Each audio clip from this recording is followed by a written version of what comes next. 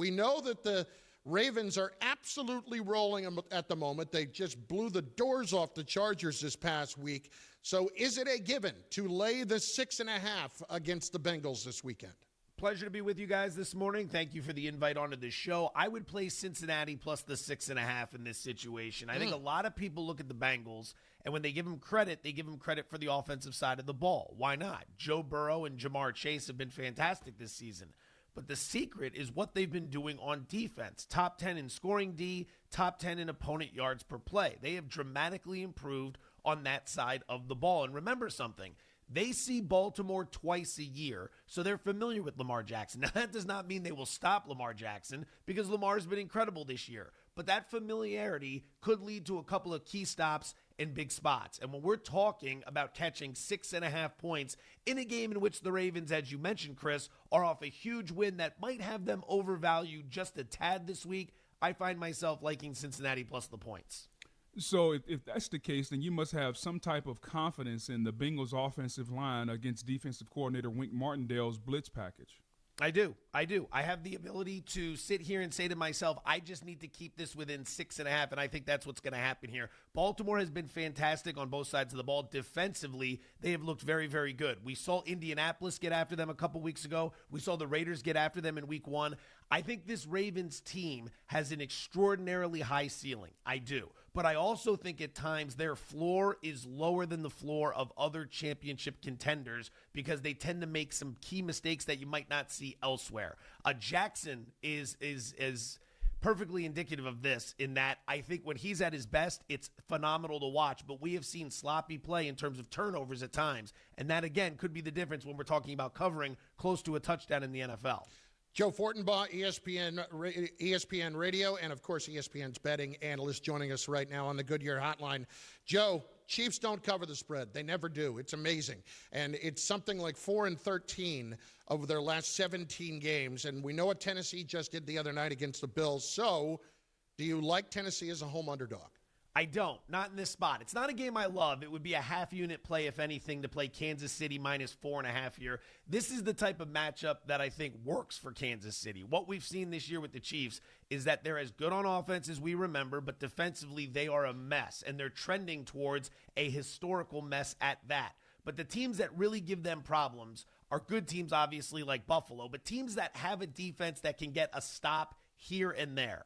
Because if you can do that, your offense, no matter how bad, can put up plenty of points against these guys. We know Tennessee can score, but Tennessee's defense is almost as bad as Kansas City's defense in a lot of key metrics in terms of opponent yards per play, scoring D, all that stuff. Now, you compound that with the fact that they only have 6 days to get ready for this game. They're coming off a very physical Monday night affair against the Buffalo Bills, and perhaps they're a tad bit overvalued coming off a win in which many thought, let's be honest, that Buffalo, if they convert at the end, wins that game.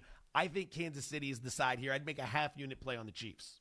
You know, I tend to agree with you on this one. Here's what I would ask, because the Chiefs are probably going to be the favorite or have been the favorite a lot over the last couple of years. How often have they not covered based on the Jekyll and Hyde performance that we've seen from them?